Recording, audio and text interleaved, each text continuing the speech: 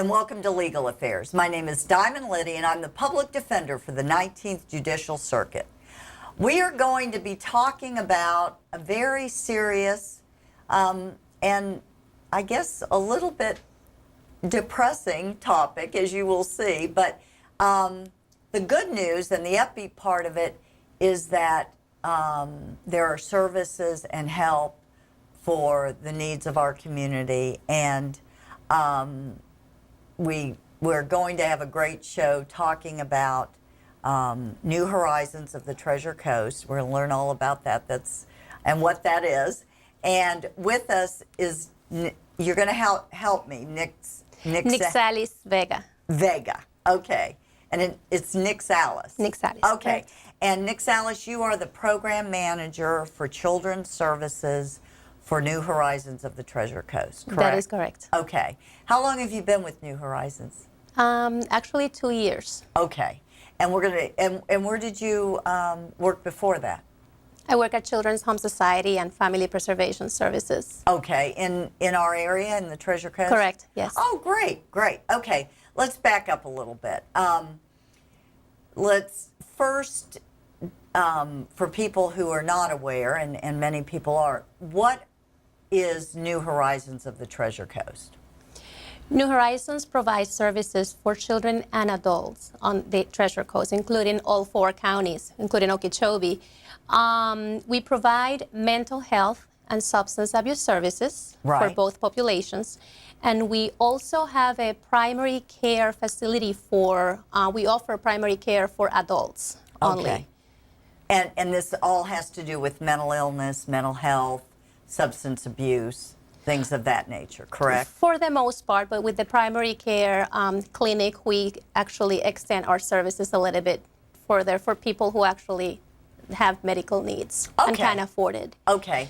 And you are funded how, Nixalis? We receive funding from several sources. We are actually a nonprofit organization. Right. We do get, depending on the programs, we do get funding from Children's Services Council. We have money from the state. Sure. You're primarily funded by the state, correct? The state. Yes. So several programs, correct. We also apply for several grants available. You know, we cannot depend on that funding, but we do apply for that. And you get private donations, correct? We have, yes. Yes. We do. Well, wasn't the Langford Foundation, the children's unit, right? That is correct. And that was for the Francis Langford, right? yes, that was Langford. A private donation, correct? Okay. Okay, so let's back up a little bit. New Horizons has been around for a very long time. Do you know how many years? I want to say over 40 years. Yes, yes. I mean, as a matter of fact, it's funny. I was thinking about it coming here today. The New Horizons, actually, when I was growing up, when I was a little girl, was downtown Fort Pierce, and just a very, very, right off of US 1, just a very small facility that probably served maybe 20 people at the time, and I know you know, are way in the hundreds and thousands every year. Mm-hmm. So anyway, now New Horizons serves everyone in the Treasure Coast, correct? That is correct. So that's Okeechobee, Fort Pierce, Martin County, and Indian River County, correct? Correct. Okay. Now, let's focus, please, if you will, on children's services. What prompted me to have you on the show and to talk about this was the rise in the suicide rates for children, the rise in depression, certainly substance abuse for children, and can you talk in general terms, not percentages of how it's risen, but just what you've seen in your years, regarding this? Yeah, I have definitely seen an increase in admissions in the inpatient unit for suicidal ideations and suicidal attempts of children. And when we're talking, let's back up just a second. When we're talking children, we're talking about those ages 5 to 17. Right. 5 to 17. Right. Yeah, definitely an increase. And I do not work for the children's inpatient unit, but I do receive those children as when they come to receive outpatient services. Right.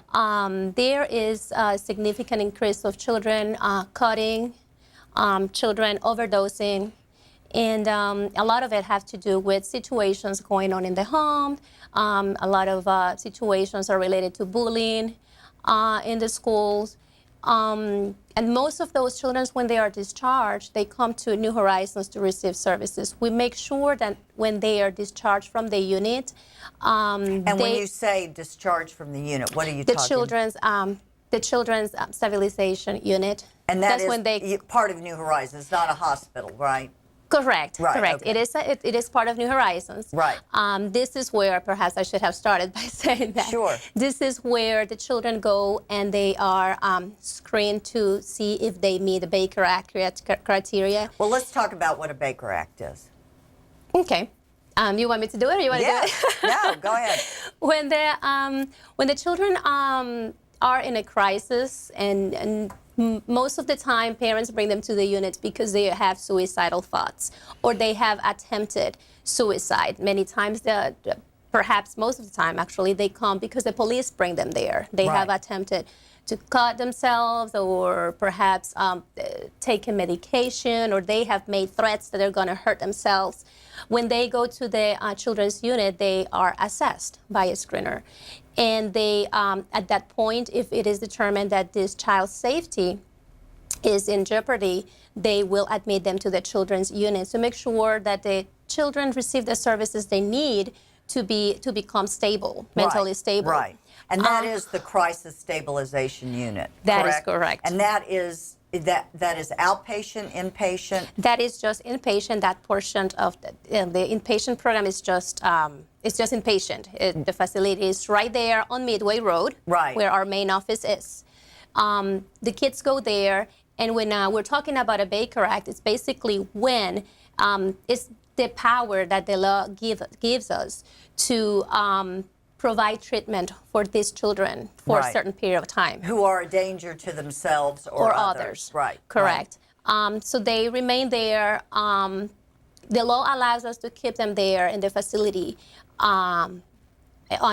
involuntarily for 72 hours. Right, right. And at that point, if we feel that the child needs further treatment to become stable, then we can petition the court for that to happen. Right. Unless we had offered the parents previously, unless we have offered the parents to kind of like make the decision. We offer like a voluntary admission. And then at that point, we could keep them longer with the consent of the parents. Right. Now, once those children become stable in the unit and we feel that they are safe by being released to the parents and in the community, then we refer them. We make the arrangement for these children to receive services in our outpatient programs or any other providers. Right. Some of them already receive services from other providers in the community, and we just make sure that they have appointments with the psychiatrist within 30 days from discharge, and with the therapist within 7 days from discharge. Okay. And like I said, most of them receive services with us, but that's not usually the case. It is basically the parent's choice where they want the kids to receive services from.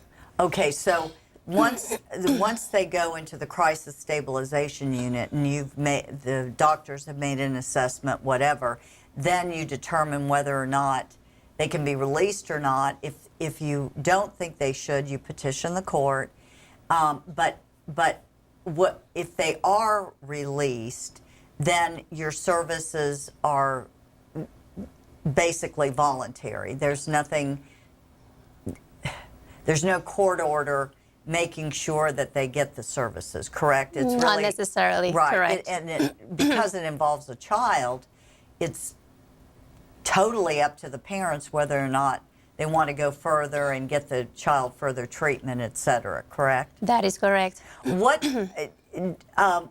do you see now? Okay, let's back up a minute. So they've been in the crisis stabilization unit and they're not stable after 72 hours, and you think they need further inpatient treatment. Where can they stay at New Horizons?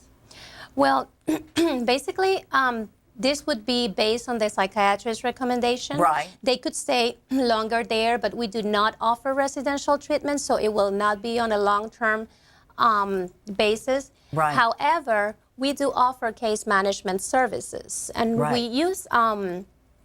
use the process that is called wraparound, and I can tell you a little bit about that later. Sure.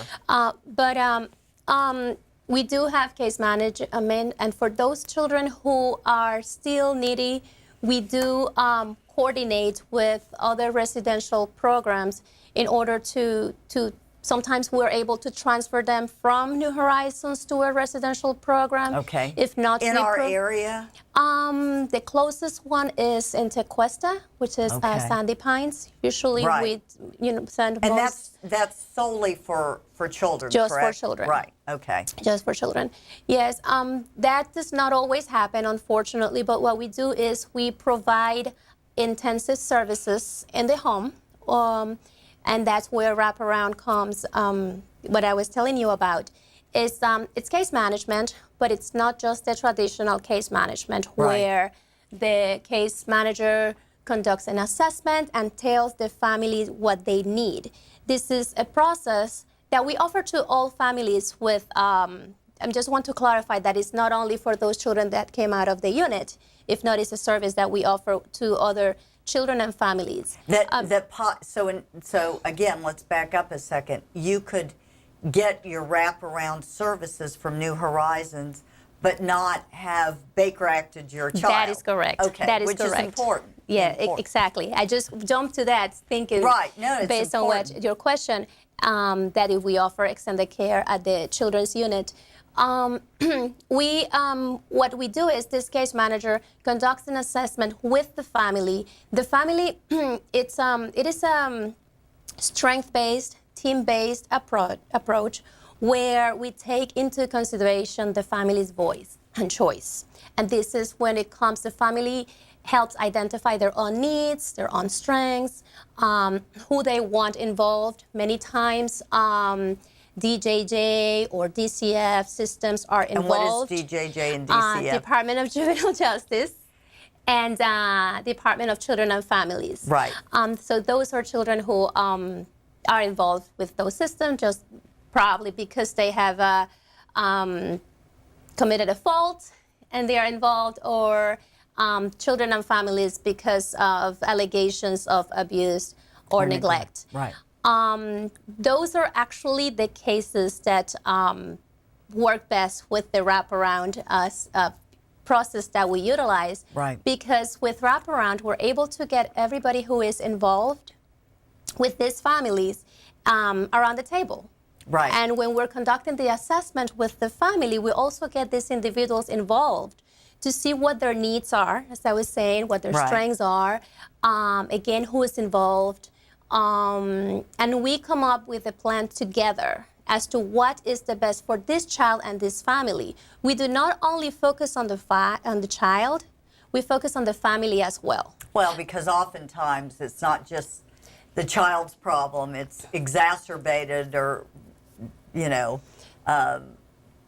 promoted by a dysfunctional family at times. That is correct. Right. And regardless if the child has certain problems, who better than the family to help them Right. resolve those issues? Well, and to understand what the needs exactly. are, to understand what the problems are. I mean, you know better than I do, of course, but mental illness and mental health are oftentimes pushed aside and not understood by most people. And, if you have a broken arm, you're going to get it fixed. But if you have severe depression, it oftentimes gets to a point where it's a crisis stage because people just don't understand it. For people who are watching today, I want to make sure, and let's back up. If they have a child in crisis, Nixalis, and they don't, a parent, and they don't know what to do. Obviously, if it's out of control, they can call 911, whatever, and have a child Baker acted if they meet a criteria of danger to themselves or others. And they get law enforcement involved, et cetera. But let's just say a parent or parents have a child that they just see getting more and more depressed. They're not coming out of their room. They're not, eating. There's obviously a serious problem that isn't medical. What would they do? What's the first step? Call New Horizons? Just go to Midway Road? I mean, no, seriously. Yes, they can always call the office and schedule an appointment. We call it for an intake. That would be for the evaluation, mental health evaluation. But if a situation like that, like the child is in a crisis and the parent don't know what to do, we also have a mobile crisis unit. And this is basically a team of therapists, and when situations like that, they go to the home. And I hate to interrupt you, but I'm, because of what I do, obviously, I'm involved with New Horizons. And so many, I'm glad we're talking about that. I was hopefully going to segue into that. Most people in our area do not realize that there is a mobile crisis stabilization unit that physically goes to the home to help those in need. I mean, it's an extraordinary service that the community has, at their fingertips, basically, that many people don't know about. So talk a little bit about that. And this is a service that can be provided anywhere. Does not necessarily have to be in the home. It could be schools utilize that service.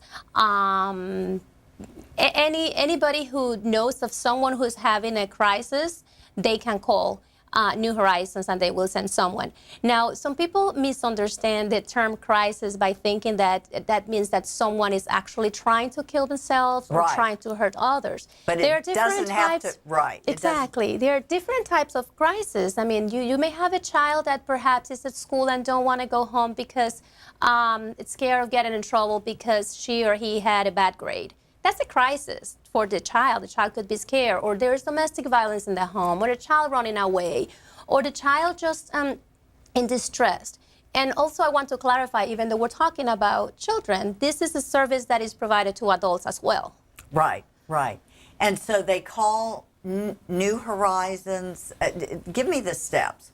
I don't know what to do. Okay. My child needs help. Okay, they call New Horizons. And they explain the situation, whoever the caller explain the situation, and then within an hour, someone should respond to the home to address the crisis. Okay. A therapist would go to the home. Okay. Or the home, the school, whatever the crisis. Okay. Certainly, if it's a crisis and it's life and death, they need to call 911. Absolutely. Or they should not wait for the call. But you're saying if they just don't know where to turn, they need help, they need someone to assess their child, assess the family situation, they would call you, and the mobile crisis utilization crisis team would come to the house and assess. And now, if the unit comes and says, oh boy, this child really needs, this is way, way, way beyond where it needs to be, and the child needs inpatient services, what happens then? At that point, if the therapist is a licensed therapist, and she or he would be able to initiate the paperwork for a Baker Act that we discussed earlier, and then the police will have to be called for transportation. If the therapist is not licensed, then police will have to be called anyways, and they will be the ones initiating the Baker Act and transporting the child. We do not transport the kids to the hospital for safety reasons. Okay. And this could be for not only depression or suicide, but it could be for drug abuse, alcohol abuse, anything like that, correct? Okay. Who pays for this? I mean, how expensive is this? What happens when you don't know where to turn and you call you folks? I mean, what? Okay, yeah. There is no cost for mobile crisis. That's free because we do receive funding for that. Once the services start with the agency, we will look into the insurance company, the insurance carriers that the client has, and then we will bill the insurance. For the most part, the clients that we work with have Medicaid or any of the providers contracted by Medicaid. If that is not the situation, perhaps we can look into other types of funding that we may have available depending on what it is to assist. We do offer services to the indigent, so we do have, we are able to help a lot of our clients that do not have health insurance. Well, so in other words, I guess the point I want to make is if you're poor and you really need help, don't hesitate to call. I mean, I know you have to keep your doors open and of course, financially be stable, but I don't want anyone listening to this to not call for help because they don't think they can afford it. Absolutely. I mean, no, they should. Anybody who is in a crisis, who needs help, they need to call us because we will find a way to help them out. Okay. And again, and you made the point, but I want to make the mobilization unit and all your services in New Horizons we're focusing on children, obviously, today, but are not only for children, but adults, too. That is correct. Okay. What do you see, and believe it or not, we're almost out of time. It always goes fast, but what do you see trending? I mean, what are you seeing in your last, I know your background is mental health and that kind of thing, but now that you've been in the thick of things with New Horizons, what do you see happening? I see usually most of the children that come to us are because they're having issues in school, and most likely they will get a diagnosis of ADHD, attention deficit. And what is that? Attention deficit. Yeah. So basically the children are not able to concentrate in school, which causes them not to learn as fast as other kids. Sometimes they get very distracted. They could be hyper, not necessarily, but they could be hyper. And these symptoms do not allow them to learn, to get good grades, and many times they cannot even pass to the next grade level. So that's what I can say that most of our clients, come from that population. But what I have seen is an increase in clients coming to us for depression, mood disorders, and I cannot tell you exactly why is that, but we have seen that clients that come to us perhaps because they're bullied at school, like I mentioned before. They do not feel that the parents understand them. A lot of them don't even have parents.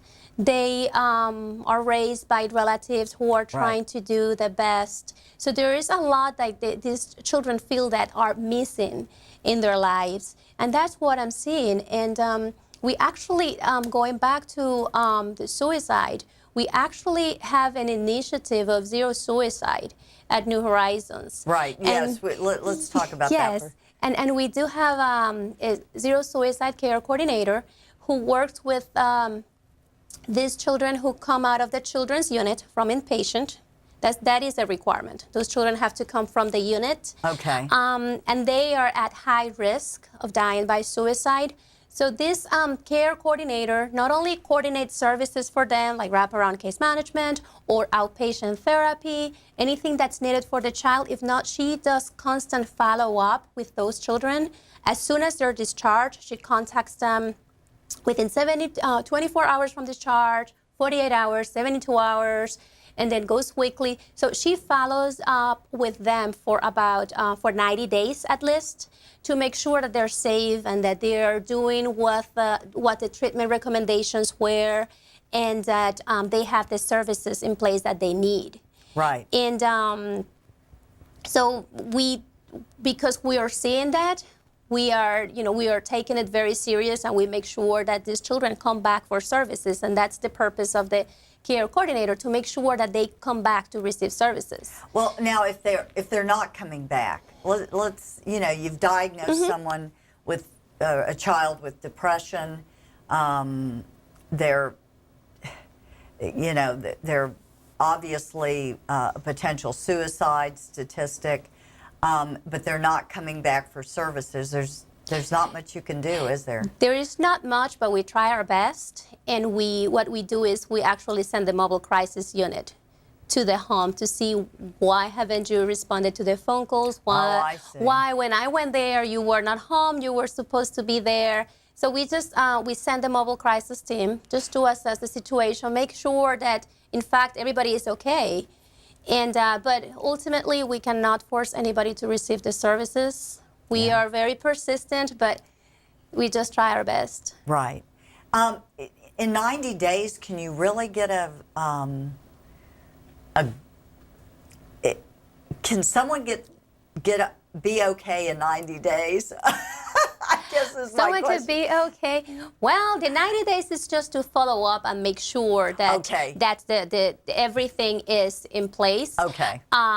Because children who attempt to die by suicide and they go to inpatient unit, that first week, that first month, right after discharge are the most important ones to make sure that these kids receive services. Right. If they don't, it is, pretty much most likely that they will be back to the unit. So that doesn't mean that in 90 days all the counseling and all that is over. That's just the critical time to make sure that they're on the right track. And that is correct. Therapy and case management will continue. Okay. As longer as is needed. And that could include counseling. That could include inpatient. We try to avoid that. The inpatient, that's part of the initiative, trying to prevent those kids from coming back to the unit, and that's what we are all over the family with all these services. Right. Which is, obviously your goal, and a good goal, especially for a child, and especially if they Absolutely. have. Yeah.